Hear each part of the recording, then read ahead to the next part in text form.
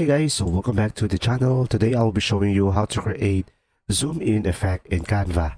So to do this process, first things first is of course you can just simply go ahead and go to the video on your Canva and just simply put it on your timeline.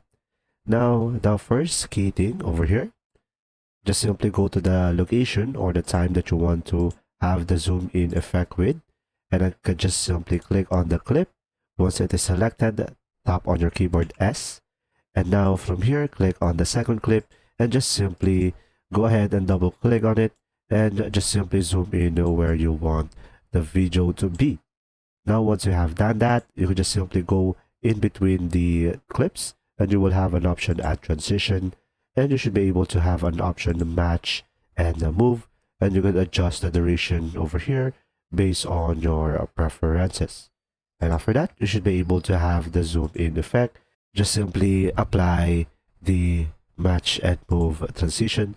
And guys, this is the best option that you could have for Canva for the zoom in effect. And this is the only option that you have to do this process.